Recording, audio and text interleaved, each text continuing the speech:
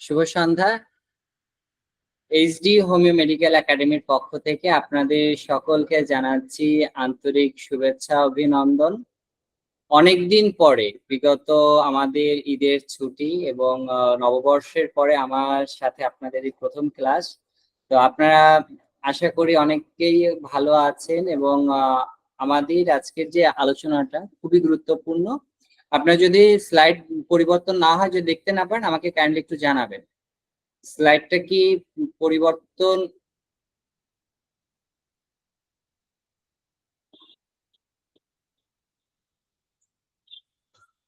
Slide দেখা যাচ্ছে? Slide তো দেখা যাচ্ছে, কিন্তু আমি তো কার্সারের প্রবলেম হচ্ছে। পরিবর্তন কি হয়েছে দেখেন তো?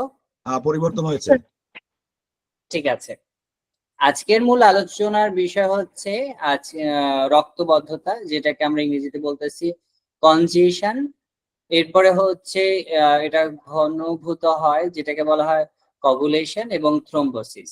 এই তিনটা বিষয় নিয়ে আলোচনা করব। এই যে রক্তবদ্ধতা যদি আমরা চিন্তা করি, প্রায় 2.5 মিলিয়ন আমেরিকান যে গবেষণা করা হয়েছে, তাদের মধ্যে আমেরিকার শুধুমাত্র একটা দেশ, যে দেশে এক বছরে আপনার এই যে রক্তে সংক্রান্ত যে রোগ, যেটাকে আমরা সংক্ষেপে বলি থাকি ডিভিটি, বিস্তারিত একটু পরে আমি আলোচনা করব। তো এই রোগে আপনার অনেক রোগী, 2.5 মিলিয়ন রোগী কি হচ্ছে, আক্রান্ত হচ্ছে শুধু একটা একটা রোগে। এবং এই রোগটাকে যখন আমি চিন্তা করলাম, তখন দেখলাম যে আসলে অনেক মানে এই বিষয়টা আমাদের প্রত্যেকেই অনেক গুরুত্ব দিয়ে দেখতে হবে। এই কারণে দিন দিন কিন্তু এই রোগটা বেড়ে চলেছে। এবং বর্তমান সময় যে থ্রম্বোসিস, বিশেষ করে ভেইন থ্রম্বোসিস, যেটাকে বলা হচ্ছে ডিপ ভেইন থ্রম্বোসিস, ডিভিটিতে বলা হচ্ছে ডিপ ভেইন থ্রম্বোসিস, সংক্ষেপে বলা হয় ডিভিটি। তো এই ডিভিটি দ্বারা আপনার বাৎসরিকভাবে রোগী ভর্তি হচ্ছে আপনার হসপিটালে কত, 60,000 জনেরও বেশি লোক ভর্তি হচ্ছে বাৎসরিকভাবে এই রোগে। এখন আমাদের এই রোগটা সম্পর্কে জানতে হবে। দেখেন, হোমিওস্টেসিস, একটা ব্লাড ভেসেল এখানে দেখা যাচ্ছে কি? আপনারা একটু দেখেন তো, ব্লাড ভেসেলটা দেখা যাচ্ছে কিনা। Damage blood vessel. আমি এখানে দাগ দিই, আর এখানে এই দেখেন, এখানে দেখেন একটা ছোট ছিদ্রের মতন হয়ে গেছে। এরপরে এই স্থান হোমিওস্টেসিস, এই যে লেখাটা দেখেন, দেখা যাচ্ছে না? দেখা যাচ্ছে। আমার এখানে কার্সারটা শো করছে না ল্যাপটপে, যার কারণে আমি আসলে একটু প্রবলেমে পড়ে গেছি। আমি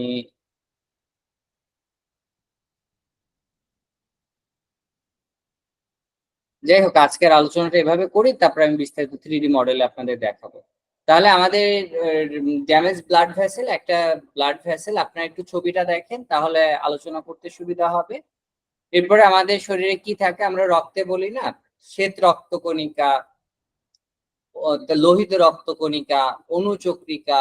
তো এই যে অনুচক্রিকা, শ্বেত রক্তকণিকা, লোহিত রক্তকণিকা, এই প্রত্যেকটা রক্তের একটা কাজ আছে।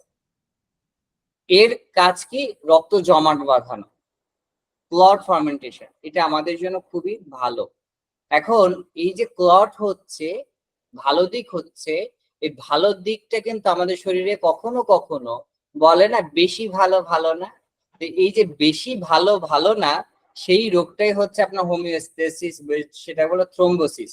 অর্থাৎ আপনার এই রক্ত যেটা স্বাভাবিকভাবে যেটা আপনার উপকার করছে, এটা যদি মাত্রাতিরিক্ত হয়ে যায়, তখন কিন্তু আমাদের এটা রোগ সৃষ্টি করে থাকে। এখন রক্তবদ্ধতা, যেটা আমি একটু আগে দেখালাম, কগুলেশন, ব্লাড ক্লটিং। ক্লট আমরা বলে থাকি না যে ক্লট যাচ্ছে, মায়েরা বা বিশেষ করে বোনেরা যাদের শরীর খারাপ হয়, তারা বলে না যে আমাদের মিনিস্ট্রেশনের সাথে কি বেশ কিছু ক্লট বেরোচ্ছে, মানে কি থাকা থাকা আপনার রক্ত বের হচ্ছে। এখন ব্লাড ক্লটিং এর শরীরে রক্তবদ্ধতার আমাদের যে ধাপগুলো আমরা দেখে থাকি, প্লাটিলেট প্রথমে কি হচ্ছে, রক্তবদ্ধতা কি? রক্তবদ্ধতা হলো শরীরের প্রাকৃতিক একটি প্রক্রিয়া। এই প্রক্রিয়া কি হয়?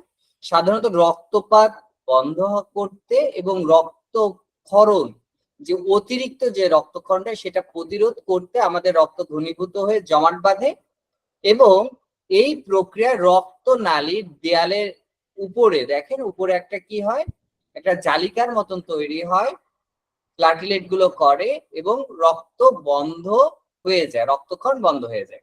এখন রক্তবদ্ধতার বেশ কয়েকটা ধাপ রয়েছে। এখন প্লাটিলেট গুলো যদি আমি চিন্তা করে থাকি, তাহলে আমাদের প্লাটিলেট সক্রিয়করণ, তাহলে আমাদের প্রথমে হচ্ছে কি, প্লাটিলেট গুলো যেখানে থাকুক না কেন সেটা সক্রিয় হবে, যেটা আমি 3D মডেলে আপনাদের ক্লাস শেষে আমি এটা দেখাবো, তখন আপনারা বুঝতে পারবেন। এরপরে কি করে, রক্তে যে ফিব্রিন, আমরা অনেক সময় বলেন যে আমাদের রক্তের পরীক্ষা, যে রক্তগুলো পরীক্ষা করা হয় আপনার সিবিসি সহ বিভিন্ন পরীক্ষা দেওয়া হয়, সেখানে কিন্তু একটা আছে আমাদের পরীক্ষা দেওয়া, ফিব্রিন পরীক্ষা দেওয়া হয়। তো ফিব্রিনের পরিমাণটা বোঝা যায় যখন রক্তে প্লাটিলেটের মধ্যে কিন্তু ফিব্রিন থাকে। তো ফিব্রিনের কাজ কি, জালের মতন জালিকা গঠন করা, জালিকা গঠন করা। এরপরে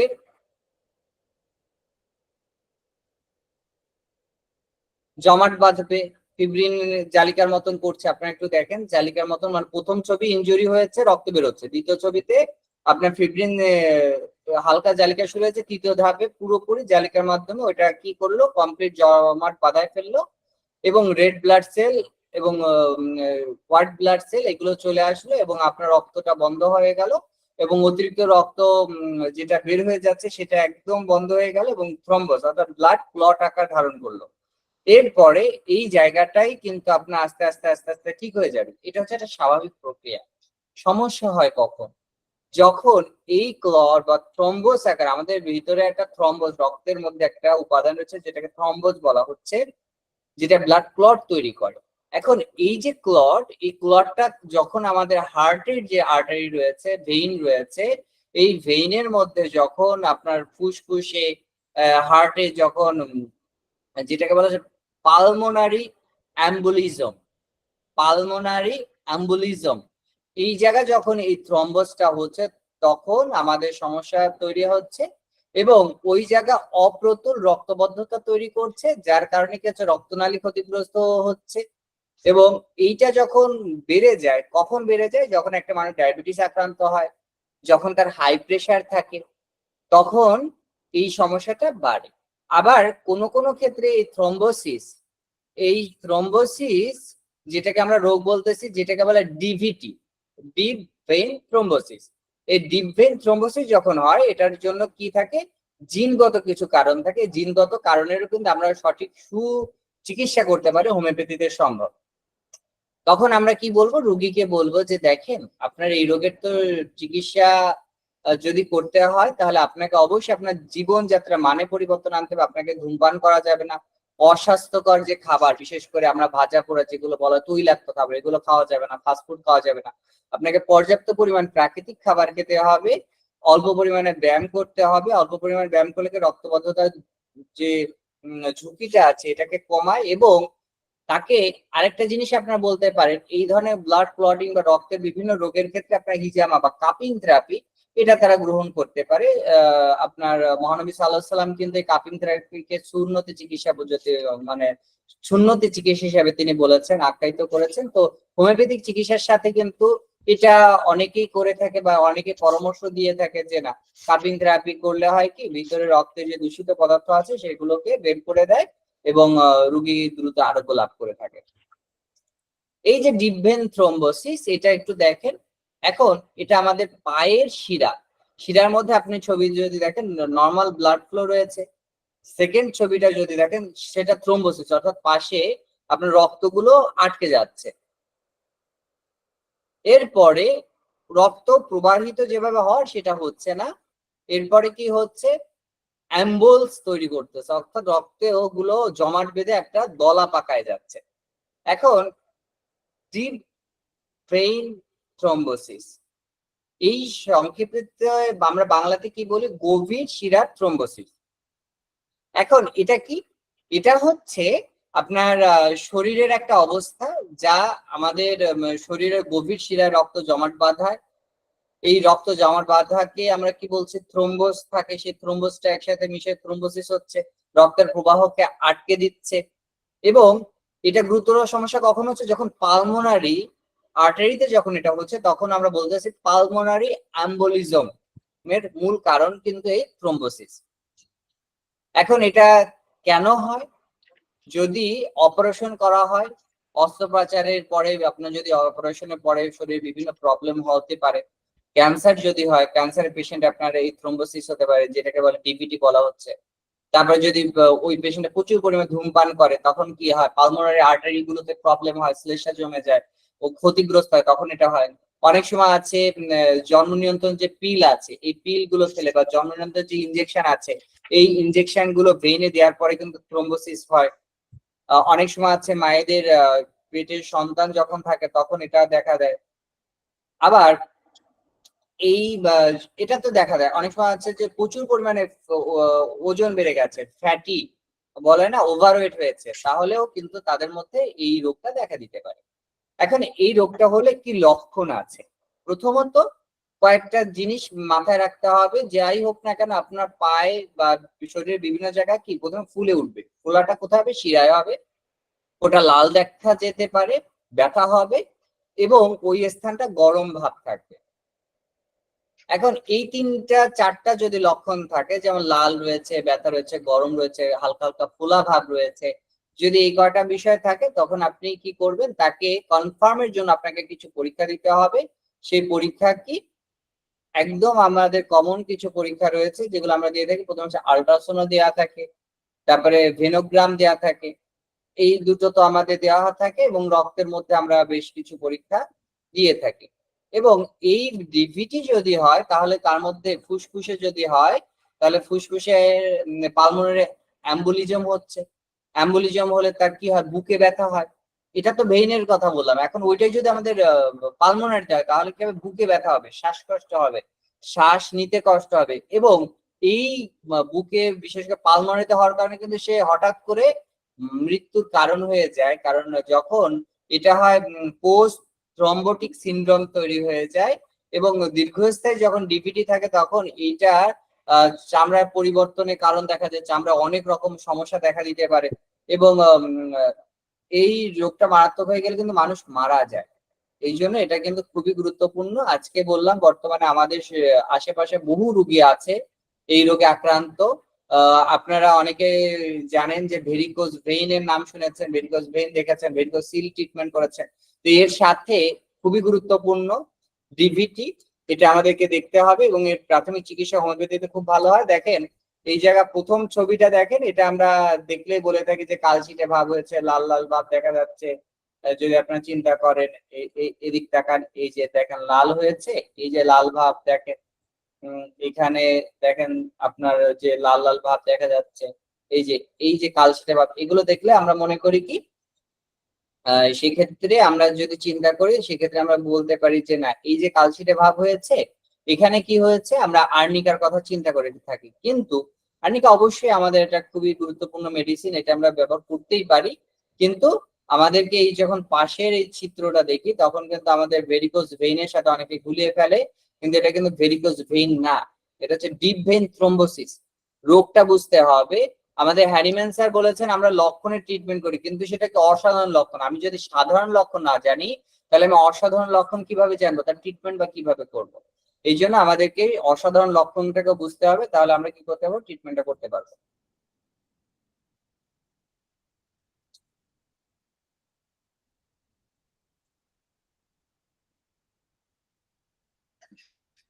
এখন রক্তবদ্ধতা আমি বলেছিলাম, রক্তবদ্ধতা হলো রক্তের ঘনীভবন প্রক্রিয়া, যার ফলে রক্তনালীতে থ্রোম্বাস নামক ঘন পদার্থ জমাট বাঁধে, যেটা আমি দেখিয়েছি। আপনি হেলদি ভেইন দেখেন, পুলিং ব্লাড দেখেন, এটা একটু ছবিগুলো দেখেন, তাহলে বুঝতে পারবেন। এখন থ্রম্বোসের যেটা আপনি দেখেন, রক্তনালীতে আমাদের এই রোগটা কিন্তু আঘাতের কারণে হতে পারে। শরীরে যদি প্রচুর পরিমাণে কাউকে মারা হয়, কোনো কিছুতে যদি মারে, ধারালো বা চিকন জাতীয় যদি কোনো কিছুতে মারা হয়, তাহলে তার শরীরে কিন্তু বিভিন্ন সমস্যা দেখা দিতে পারে। তো সেই ক্ষেত্রে আমরা কি করব? আমরা আমাদের কাঙ্ক্ষিত ওষুধ যেটা আছে সেটা আমরা প্রয়োগ করব। প্রয়োগ করার পরে কিন্তু ট্রিটমেন্ট করতে পারবো আমরা। তো এই বিষয়গুলো কিন্তু আমাদের খেয়াল রাখতে হবে। এরপরে আমরা কি করব? থ্রম্বোস এর যে বিষয়টা আমরা এটা নিয়ে কি পড়ব, এবং আমরা যেহেতু হোমিওপ্যাথিক চিকিৎসা করব, আমাদের এর জন্য হোমিওপ্যাথিক ওষুধ আছে। আমি পালমোনারির কথা বলেছিলাম, যেটা বলছে এম্বোলিজম, যে পালমোনারি এম্বোলিজম। তো এই পালমোনারি এম্বোলিজম যেটা রয়েছে, এইটা হৃদযন্ত্রে আক্রান্ত হয় এবং এর কারণে কিন্তু স্ট্রোক হয়ে থাকে। আমরা স্ট্রোক কিন্তু দিন দিন বেড়ে চলেছে। আপনি যদি একটু চিন্তা করেন, বর্তমান সময়ে অনেক রোগী কিন্তু স্ট্রোক করছে, এবং করোনার টিকার পরে কিন্তু এই রোগটা আরো বেড়ে গেছে। এই যে স্ট্রোকটা বেড়ে গেছে, পালমোনারি এম্বোলিজম কিন্তু স্ট্রোকের অন্যতম একটা গুরুত্বপূর্ণ কারণ। তাহলে আপনি যদি আজকে জানেন, এই রোগটা সম্পর্কে জানেন, তখন কিন্তু তার চিকিৎসাটা আপনি দিতে পারছেন। এরপরে আপনি দেখেন বিটি বা সিটি টেস্ট, যেটাকে বলা হচ্ছে এখন বিটি সিটি টেস্ট বলতে অনেকে আমরা মনে করি আসলে এটা কি, blood clotting time, blood counting time, এগুলো আছে, এগুলো বিস্তারিত আমি আবার আলোচনা করব। তো এখানে কয়েকটা রক্তের পরীক্ষা দেওয়া হয়, যেমন কমপ্লিট ব্লাড কাউন্টে দেওয়া হয়, ফ্যাক্টর ভেসি টেস্ট করানো হয়, ফিব্রিনোজেন লেভেলটা দেখা হয়, প্রথম দিন টাইম পিটি টেস্ট করানো হয়, প্লাটিলেট কাউন্ট করা হয়, এবং অ্যাক্টিভেট ক্লটিং টাইম টেস্ট, এই কয়টা কিন্তু করা হয়। এখন ডায়াগনোসিসের জন্য আমরা আরো কিছু টেস্ট দেওয়া হয়, যেমন ডুপ্লেক্স ভেনাস আল্ট্রাসাউন্ড, এটা দেওয়া হয় আল্ট্রাসাউন্ডের মধ্যে। এর সাথে আমরা কি করি, ভেনোগ্রাফি করা হয়, তারপরে আপনার এমআরআই করানো হয়, ম্যাগনেটিক রেজোন্যান্স ইমেজিং, এমআরআই সংক্ষেপে, তারপরে কম্পিউটার টোমোগ্রাফি, সিটি স্ক্যান করানো হয়। তো এই যে এই বিষয়গুলো আমরা যখন জানবো, সাথে আমাদের আরো জানতে হবে আপনার দুটোর পার্থক্য। ধরেন এমআরএ এবং এমআরভি। এমআরএ এমআরএ আমরা জানি ম্যাগনেটিক রেজোন্যান্স এনজিওগ্রাফি, অর্থাৎ এনজিওগ্রাফি করে ম্যাগনেটিক রেজোন্যান্স করা হলে সেটা এমআরএ বলা হচ্ছে, এবং ম্যাগনেটিক রেজোন্যান্স ভেনোগ্রাফি, যখন ভেনোগ্রাফি করা হচ্ছে সেটাকে বলা হচ্ছে এমআরভি। এবং এর জন্য আমাদের বেশ কিছু ওষুধ রয়েছে, যে ওষুধগুলো আমাদের জানতে হবে। কারণ হোমিওপ্যাথিতে আমরা কি করব, আমরা হোমিওপ্যাথিক ট্রিটমেন্ট করবো। হোমিওপ্যাথিক ট্রিটমেন্ট করতে গেলে আমার অনেকগুলো আমরা ওষুধ ব্যবহার করা হয়ে থাকে হোমিওপ্যাথিতে, যে ওষুধগুলোর মধ্যে অন্যতম পথরপাস ল্যান্সিওলোটাস। এই মেডিসিনটা কিন্তু প্রচুর পরিমাণে ব্যবহার করা হয়ে থাকে আমাদের যেটা আমি বলতেছি আজকে যে মূল আলোচনা বিষয় রয়েছে আমাদের আজকের রোগে। এছাড়া কি আরো কি লক্ষণ সাদৃশ্য আমরা ওষুধ ব্যবহার করতে পারবো? অবশ্যই ব্যবহার করতে পারবো। সেক্ষেত্রে অ্যাপিস্মেল ব্যবহৃত হয়। তারপরে আমরা যদি আর্নিকা ব্যবহার করি, আর্নিকা ব্যবহার করা যাচ্ছে, সিকেলিকর ব্যবহার করা যাচ্ছে, কার্বোভেজ করা যাচ্ছে। এই ধরনের কিন্তু আমাদের হিউজ পরিমাণে মেডিসিন আছে, এবং ভাইপার, ল্যাকেসিস, এই মেডিসিন কিন্তু ব্যবহৃত হয়। তো এই বিষয়গুলো কি আপনারা বুঝতে পেরেছেন? এরপরে আমি 3D মডেলে যাব, তারপরে আপনাদের যদি কোনো প্রশ্ন থাকে আপনারা করবেন, তারপরে আমি পুনরায় আবার আলোচনা করব।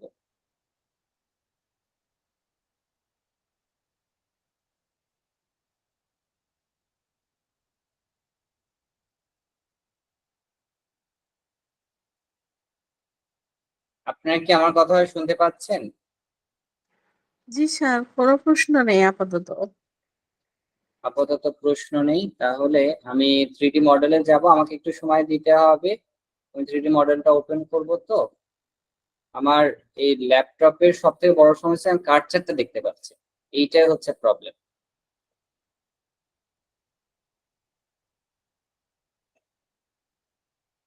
এই পর্যন্ত তো কোনো প্রশ্ন নাই।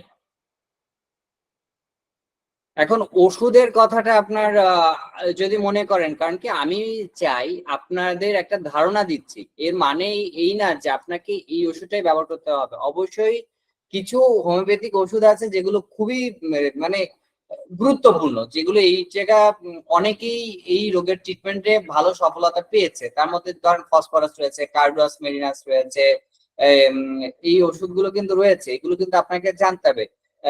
এরপরে আপনার লক্ষণ সাদৃশ্যে যে ওষুধ হতে পারে, ক্যালকিউর আয়োডিটাম হতে পারে, এইগুলো কিন্তু ব্যবহৃত বহুল প্রচলিত একটা ওষুধ। এখন আপনার যদি এই ওষুধগুলো নিয়ে যদি কোনো প্রশ্ন থাকে আপনি কিন্তু জিজ্ঞাসা করতে পারেন। আর যদি মনে করেন যে না ঠিক আছে, তাহলে আমি পরে আলোচনাটা সেশনটা শুরু করব, বিশেষ করে 3D মডেলের মাধ্যমে দেখলে আপনাদের এই বিষয়টা আরো সহজে মাথায় থাকবে। কারণ আমরা যা কিছুই বলি না কেন আমাদের সব থেকে আমার মনে হয় 3D মডেলে দেখলে আমাদের জন্য জিনিসটা একদম ব্রেনে আমরা সহজে গ্রহণ করতে পারি। আপনার কি বলেন? জি স্যার, নেক্সটে যান, মানে 3D মডেলে যান। ঠিক আছে।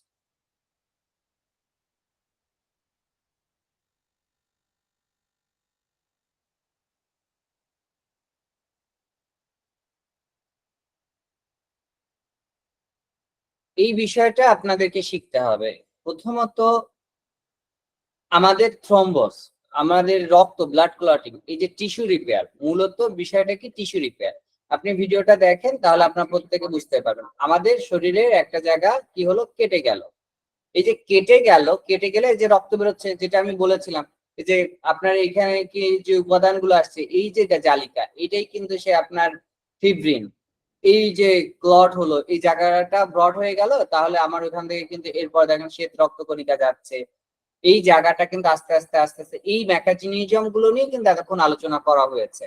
অর্থাৎ আমাদের ত্বকের যে স্তরগুলো রয়েছে, প্রত্যেকটা স্তরের মধ্যে থেকেই কিন্তু এই কাজ হয়।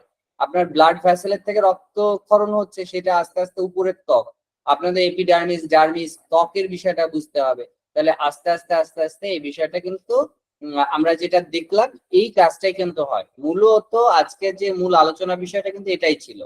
এখন এই যে একটা জায়গা কেটে গেল, ওই কাটা স্থান থেকে রক্ত বের হচ্ছে, যেটা একদম কমন একটা বিষয়। যে কোনো জায়গায় আমাদের কেটে যায়, একটা কিছু ফুটে যায়, আমাদের হাত পা অনেক সময় একটা লোহা ফুটতে পারে বা একটা কাছে কেটে যায়, আমাদের রক্ত বের হয়।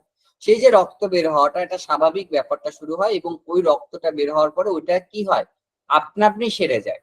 এই যে আপনা আপনি সেরে যায়, কখন সেরে, যখন আমাদের ভিতরে রোগ প্রতিরোধ ক্ষমতা ভালো থাকে, আমাদের ইমিউনিটি সিস্টেম যখন কি থাকে, ভালো থাকে। এখন এই ইমিউনিটি সিস্টেম যখন দুর্বল হয়ে যায়, এখন দুর্বল কখন হয়, যখন একটা আপনি একটা জিনিস চিন্তা করেন, একটা মানুষ স্বাভাবিকভাবে একটা কাজ করতে পারে, ধরেন 8 ঘন্টা কাজ করতে পারে। ওই ব্যক্তিকে যদি 16 ঘন্টা কাজ করানো হয়, 1 দিন পারলো, 2 দিন পারলো, 5 দিন পারলো, 1 মাস পারলো, 6 মাস পারলো, এরপরে কি ওই ব্যক্তি কি 16 ঘন্টা প্রতিদিনই কাজ করতে পারবে? তার শরীরে কোনো ক্ষতি হবে না? অবশ্যই ক্ষতি হবে। এই যে ক্ষতিটা হবে, তার মানে কি সে প্রথমে দুর্বল হয়ে যাবে। এখন আমাদের শরীরে আমরা দুর্বলতা বুঝতে পারবো কি করে, হোমিওপ্যাথিতে আমরা কিভাবে বুঝতে পারবো?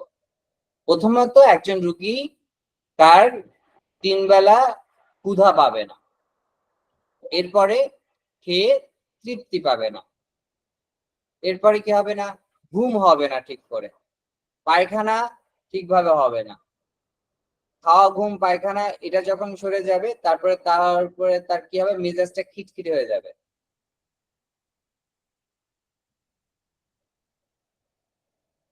আমাকে একটু 2 মিনিট সময় দেন, আমি আপনারা এই বিষয়টা নিয়ে যদি কোনো বুঝতে না পারেন, আপনারা একটু মেসেজ করেন, যদি কোনো সমস্যা থাকে আমি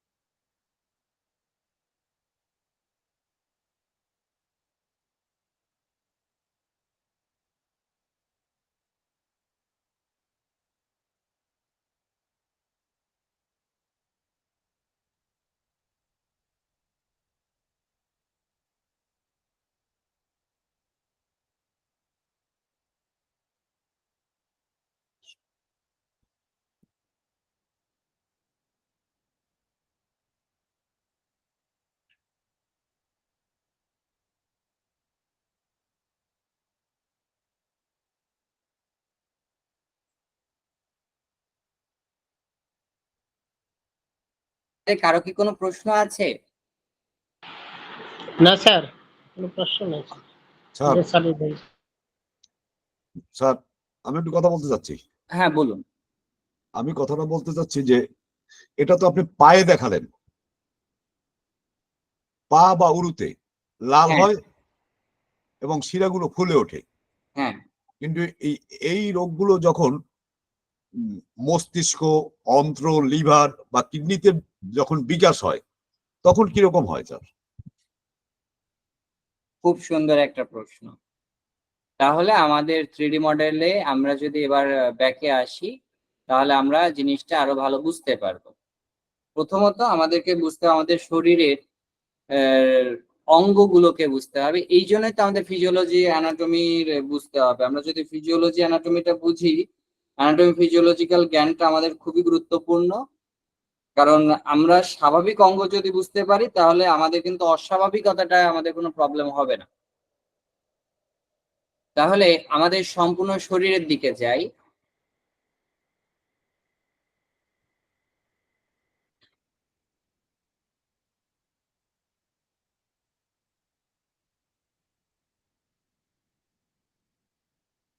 আপনারা কি দেখতে পাচ্ছেন? জি স্যার।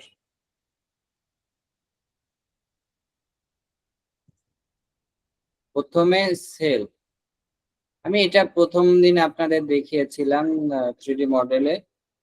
আপনারা দেখুন, দেখা যাচ্ছে? জি এটা স্যার, হচ্ছে দেখা যাচ্ছে, শরীর। দেখা যাচ্ছে। দেখা যাচ্ছে, ঠিক আছে। দেখা না গেলে আপনার কাইন্ডলি একটু বলবেন।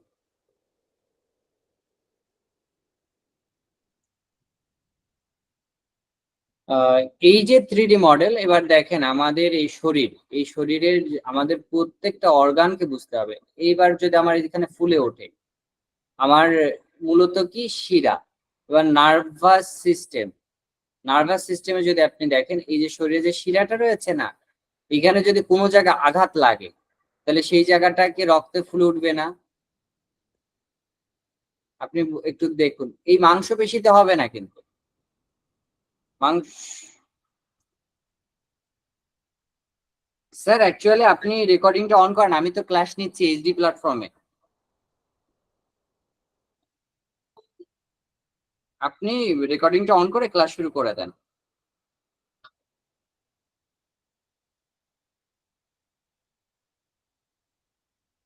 আমি আন্তরিকভাবে দুঃখিত।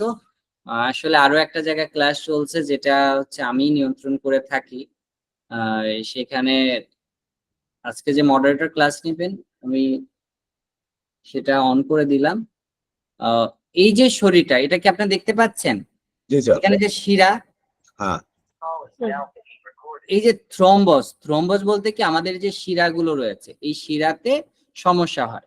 এবার আমি যদি আর একটা আমাদের যদি ব্লাডের সংক্রান্ত আমি চলে যাই, তাহলে আমাদের বুঝতে আরো সহজ হবে।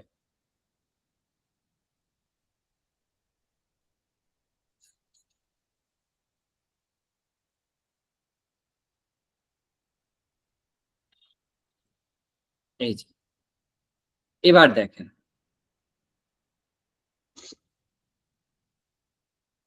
এই যে শিরা, এবার আমি যদি দেখাই সেন্ট্রাল নার্ভাস সিস্টেম, এই যে সেন্ট্রাল নার্ভাস সিস্টেম, আপনি ব্রেন বললেন, আপনার মূল কথা ছিল ব্রেনে না? ব্রেনে। এবার দেখেন, এই যে ব্রেন, ব্রেনটা দেখা যাচ্ছে তো? দেখা যাচ্ছে। এবার আমি যদি আপনার অন্য বিষয়টাকে আমি আলাদা করে দিই, এই হচ্ছে আমার ব্রেন। এবার হিড আদার দিই, তাহলে এই হচ্ছে আপনার মূল ব্রেন, তাই তো? হ্যাঁ হ্যাঁ। এবার তো ক্লিয়ার? ক্লিয়ার। এই তো ব্রেন, হ্যাঁ ঠিক আছে না? ঠিক আছে। এবার এই যে ব্রেন হলো, এই ব্রেনের, আমি যদি ব্রেনকে বুঝতে হয়, তাহলে আমাকে বুঝতে হবে প্রথমে কি বুঝতে হবে, প্রথমে বুঝতে হবে হচ্ছে আমার নার্ভাস সিস্টেম। নার্ভাস সিস্টেমের সেন্ট্রাল পয়েন্টে আমার কি প্রবলেম হচ্ছে, ঠিক আছে? এই সেন্ট্রাল পয়েন্টে যখন যাবেন, তখন আপনাকে অনেকগুলো গ্ল্যান্ড বুঝতে হবে, যেমন সেন্ট্রাল নার্ভাস সিস্টেম বলে অ্যাড্রিনাল গ্ল্যান্ড। এই অ্যাড্রিনাল গ্ল্যান্ড যখন বুঝবেন, অ্যাড্রিনাল গ্ল্যান্ড কিন্তু সেন্ট্রাল নার্ভাস সিস্টেমের সাথে সম্পর্কযুক্ত। এখন আপনার মূল সেন্ট্রাল নার্ভাস সিস্টেম যখন পড়ছেন তখন কিন্তু ব্রেনে চলে আসলেন। এবারে শিরার থেকে আস্তে আস্তে আস্তে আস্তে আপনি কি করতেছেন, নিচের দিকে আসেন। মানে আমাদের ভুলটা হয় কোথায়, আমরা যখন শিখি তখন কিন্তু এটা বুঝি না যে এই নার্ভের থেকে পরের নার্ভ কোনটা। মানে আমার ভাইটাল অর্গানের আমার প্রথম শুরুটা হচ্ছে সেন্ট্রাল নার্ভাস সিস্টেম, বুঝতে পারছেন? এই সেন্ট্রাল জি। নার্ভাস সিস্টেমের থেকে যখন আপনার পরের অর্গান হবে তখন হচ্ছে অ্যাড্রিনাল গ্ল্যান্ড, এরপরে বিভিন্ন সার্কুলেটরি সিস্টেম, বিভিন্ন সিস্টেম রয়েছে। এবার আমরা যখন পড়বো তখন আমাদের এই যে রক্ত এবং শিরা, আমরা শিরার রং কি আর রক্তের রং কি, আপনারা একটু কাইন্ডলি একজন বলেন তো শিরা দেখতে কেমন? শিরার ইংরেজিটা কি বলেন? শিরা ভেন। আর ধমনী?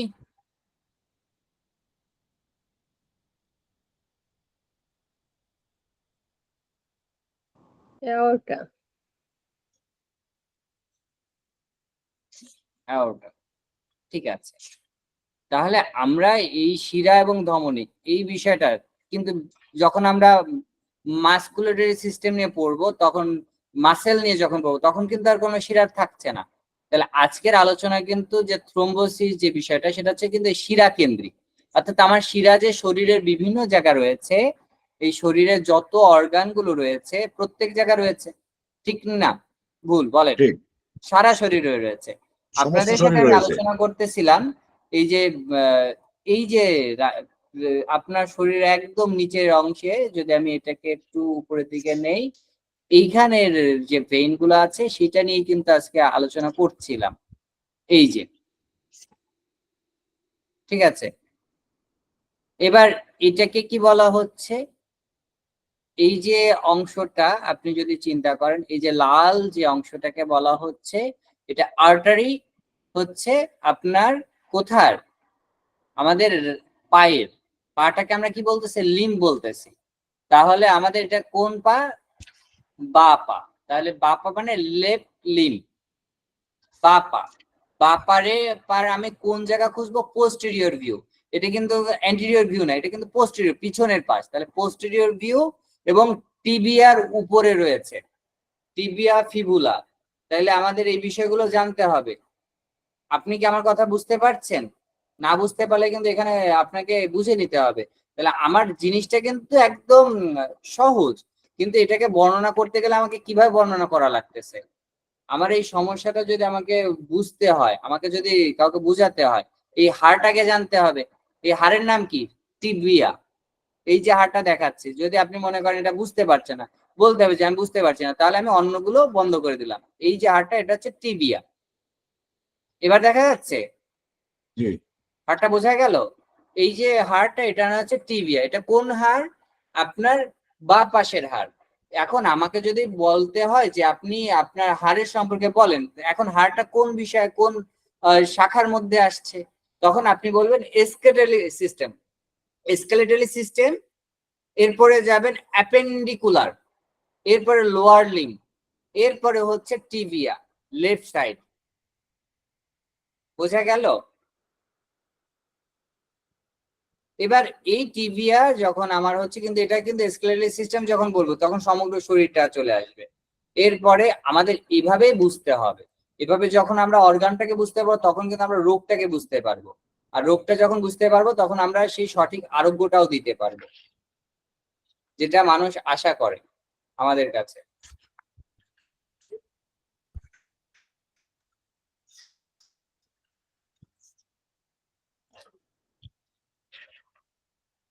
তাহলে আমার থ্রোম্বোসিস হচ্ছে কোথায়? আর্টারিতে না ভেইনে বলেন তো? শিরা না ধমনী? শিরায়। শিরায়। তাহলে আজকে আমরা কি কি শিখলাম, আপনারা একজন বলুন তো, আমি কি কি বিষয় নিয়ে আলোচনা করলাম, তারপরে আমি আবার বলবো। একজন বলুন। রক্ত জমাট বাঁধা বলতে কি বোঝায়? আর এরপরে আমরা শিখলাম যে রক্তে যে আমাদের যে শ্বেতকণিকা, অনুচক্রিকা, এগুলো থাকে। এগুলো যখন ওই আপনার ওই শিরায় যখন লিকেজ হয় ওখানে একটা জালিকা তৈরি করে ওটাকে রক্ত জমাট বাঁধে, এটাকে বলা হয় ফেব্রিন। আর এগুলো যখন পায়ে দেখা যায় তখন এই পায়ের ভেইনের ওখানে কালারটা লালচে হয়, ভেইনগুলো ফুলে ওঠে। দেখেন এখানে কিন্তু খুব গুরুত্বপূর্ণ জিনিস, আপনার লাল দেখায় কোনটা এটা বলেন তো?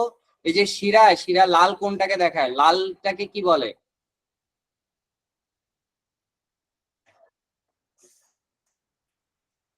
লালটা কি আর্টারি? হ্যাঁ, লালটা হচ্ছে আর্টারি। আর্টারি বলতে কি বোঝানো হয় সবসময় এটা মাথায় রাখবেন, আপনার লালটা কিন্তু ধমনী। আমাদের শরীরের নিচের দিকে যে ধমনী, সেটা এই যে লাল অংশটা আপনারা একটু দেখেন, এটাকে বলা হচ্ছে আমার আর্টারি। ঠিক আছে, ফিমোরাল আর্টারি। এটা হচ্ছে ফিমারের উপরের আর্টারি। ঠিক আছে, ফিমোরাল আর্টারি। আপনারা দেখেন এখানে আমি অংশে ক্লিক করছি, আপনি একটু কাইন্ডলি একটু দেখেন বুঝতে পারেন কিনা। দেখেন femoral artery, femoral artery, femoral artery. ঠিক আছে, ফিমোরাল আর্টারি।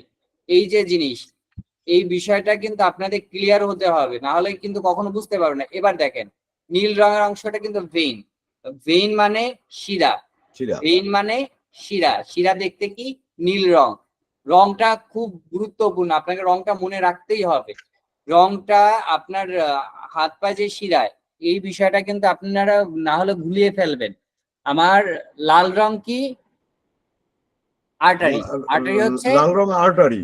আর্টারি আর্টারি মানে মানে ধমনী।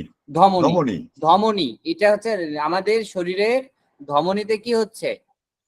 লাল রক্ত হচ্ছে কেন? আপনারা বলতে পারবেন কারণটা? femoral artery, চিহ্নিত করে না থাকার বলতে কারণ পারলে আগামী ক্লাসে এই বিষয়টা নিয়ে আপনারা পড়ে আসবেন, তারপরে আমি না আবার পুনরায় আলোচনা করবো, না হলে আজকে আলোচনা করলে আপনাদের মাথায় এটা গুলিয়ে যাবে।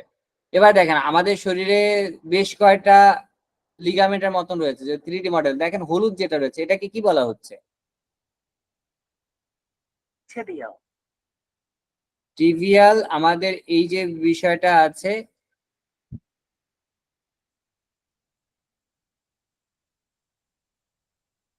আমাদের এই যে হাড়ের উপরে কিন্তু আমাদের অনেকগুলো মাসেল, শিরা, উপশিরা রয়েছে। প্রত্যেকটা বিষয় কিন্তু আমাদেরকে জানতে হবে।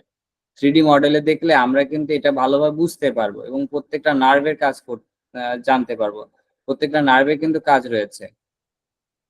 superficial fibular or perineal, তাহলে এটা হচ্ছে প্যারিনিয়াল নার্ভ।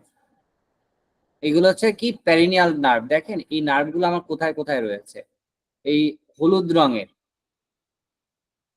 এটা কিন্তু আপনার এই যে বলে না আমার হাত পায়ে শিরা ধমনী রয়েছে, এছাড়াও কিন্তু কিছু নার্ভ আছে, বলে না অনুভূতি। আপনি একটু কাইন্ডলি একটু ভালোভাবে দেখেন, তাহলে বুঝতে পারবেন।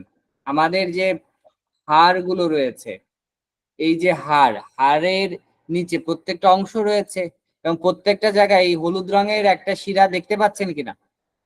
জি। দেখা যাচ্ছে? জি।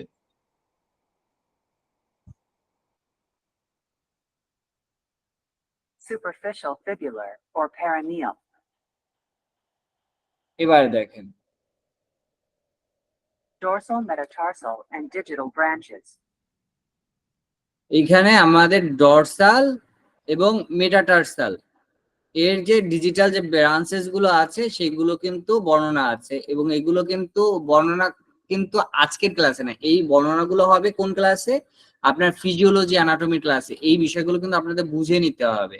এই যে আপনাদের metatarsophalangeal articular capsule of hallux, এটা হচ্ছে আমাদের, আপনার কি শব্দ কণ্ঠটা কি শুনতে পাচ্ছেন? ভয়েসটা কি শোনা যায়? যায়। metatarsophalangeal articular capsule of hallux, metatarsophalangeal articular capsule of hallux, একজন বলুন তো কি বলেছে? metatarsophalangeal articular capsule of hallux, articular, এরপরে কি বললাম না? metatarsophalangeal articular capsule of hallux, metatarsal phalangeal articular capsule of hallux. এখন আমাদের যে এই যে প্রত্যেকটা আমাদেরকে কতটা গভীরভাবে শিখতে হবে আজকে আপনার ধারণা নেন, কারণ এই জিনিসটা ধারণা নিলে আপনাদের পড়ার একটা স্পৃহা পাবেন। এইভাবে আপনাদের প্রত্যেকটা বিষয় পড়তে হবে। যখন আপনি পড়বেন তখন এই যে আমাদের শিরা, এই জায়গা দেখেন অনেকে ব্যথা করছে, এখন এই জায়গাটার তো একটা নাম আছে, আপনি সেটা বলতে হবে না। আপনি যখন উচ্চারণটা দেখতে হবে আমাদের কিন্তু ডিকশনারি দিয়ে, তারপরে আপনি অনুসরণ করবেন। Inferior extensor retinactiva. Inferior extensor retinactiva. Inferior extensor retinaculum, ঠিক আছে, left side. Inferior extensor retinactiva. Inferior extensor retinaculum. তাহলে আমাদের প্রত্যেকটা অর্গানকে এভাবে শিখতে হবে, এবং দৃশ্যমান করে যদি আমরা শিখি তাহলে কিন্তু আমাদের বিষয়টা মনে থাকবে। এবং আজকে আলোচনা করতে যাচ্ছিলাম যে থ্রোম্বোসিস, এবং সেটা হচ্ছে কি আমাদের শিরা ধমনী যে কোনো জায়গায় এটা হতে পারে। আমাদের রক্ত যেখানে প্রথমে আমাদের শরীরের থেকে কি হচ্ছে, রক্ত শরীরে যাচ্ছে, এটা পাম্প করে আবার কিন্তু হার্টের থেকে পুরোপুরি সার্কুলেটরি সিস্টেম, আপনাদের রক্তটা কি হচ্ছে, পাম্প হয় না, আমাদের হার্ট বারবার কি করে, পাম্প করে। এবং এই যে পাম্পটা হয় এটা কিন্তু 3 তলা পর্যন্ত, প্রেশারটা অনেক বেশি। এই বিষয়গুলো কিন্তু আমাদের বুঝতে হবে, এবং এই বিষয়টা যখন আমরা বুঝতে পারবো তখন কিন্তু আমাদের পড়ে ভালো লাগবে। না হলে এই ফিজিওলজি অ্যানাটমি ভালোভাবে না বুঝলে আপনি প্যাথোলজি বুঝতেই পারবেন না। কারণ আমি তো রক্ত নিয়ে আলোচনা করলাম, রোগ নিয়ে আলোচনা করলাম, আজকে তো এই বিষয়গুলো আপনাদের বোঝানো জায়গা না, কিন্তু তারপরে আলোচনা সুবিধার্থে করতে হবে। Sciatic. এই যে বলি না সাইটিকা নার্ভে ব্যথা হয়েছে, এই দেখেন সাইটিকা নার্ভ, আমরা বলি না সাইটিকা নার্ভ, আপনার বিভিন্ন সময় বলে থাকি, বলে না আপনার ব্যথাটা কোথায়, সাইটিকা নার্ভে ব্যথা হয়েছে, এই সেই সাইটিকা নার্ভ। লেফট সাইডের সাইটিকা নার্ভ, এটা হচ্ছে রাইট সাইডের সাইটিকা নার্ভ। বুঝতে পেরেছেন? দেখা যাচ্ছে এই যে মোটা যে শিরাটা, এটা হচ্ছে সাইটিকা নার্ভ। এর ব্যথাটা শুরু হয় কোথা থেকে, এখান থেকে শুরু হয়। তো অনেক সময় আপনি বর্তমানে বলে না যে সাইটিকা পেইন, সাইটিকা পেইন, তাহলে সাইটিকা নার্ভে পেইন হয়, এই নার্ভে সমস্যা হয়। Sciatic. সাইটিকা, আমরা বলি সাইটিকা বলে না, সায়াটিক নার্ভের সমস্যা, তাই জন্য নাম হয়েছে সাইটিকা। বোঝা গেছে? জি স্যার। তাহলে এটা আমাদের ডান পাশে হতে পারে, বা পাশেও হতে পারে। বা পাশেও সায়াটিক নার্ভ রয়েছে, সায়াটিক নার্ভ রয়েছে, এবং ডান পাশে রয়েছে, দুই পাশে রয়েছে। নার্ভের অংশটা কিন্তু আপনি হলুদ রং দেখছেন, বিভিন্ন যে নার্ভ সেগুলো কি রং, হলুদ রং, লাল রং আর নীল রং। লাল রং কিসের বলুন, একজন বলুন, লাল রং কিসের? ধমনীর। আমরা ইংরেজিতে কি বলি ধমনীকে? Artery sir, artery. হ্যাঁ, এই জিনিসটা ধমনী, অনেক সময় আমি ব্যক্তিগত তরফে আমার নিজেরও ভুল হতো, ধমনী এবং শিরা দুইটা রং কিন্তু আমি ভুলিয়ে ফেলতাম। এই জন্য আমি আপনাদেরকে বারবার করে বলছি যে এই বিষয়টা যেহেতু আমিও অনেক সময় করেছি, হয়তো বা আমার স্মৃতিশক্তি কম, যার কারণে আমি বেশি সময় ভুল করতাম, স্যারদের কাছে অনেক সময় আমি বকাও খেয়েছি যে ধমনী আর আর্টারি তুমি ভুল করো কি করে। আমি বলি কি স্যার, বোঝা তো যায় না, কিভাবে হবে বলে, ধমনী থাকে কোথায়, আর্টারি থাকে কোথায়, আপনার প্রত্যেকটা শরীরে সব জায়গায় তো ধমনী শিরা রয়েছে। দেখেন আমি যখন 3D মডেলে দেখলাম আসলে কি একটুখানি আপনার যে সময় রক্তে যে সময় ইনজেকশন গুলো দেওয়া হয় এর মধ্যে, তাহলে আমাদের যে শিরাটা যেটা আপনার নীল রঙের হয়ে যাচ্ছে, যেটা হালকা নীলচে নীলচে দেখেন, তাহলে ওইটা কি ধমনী না শিরা বলেন তো? নীল যেটা ওটা তো শিরা, ভেন।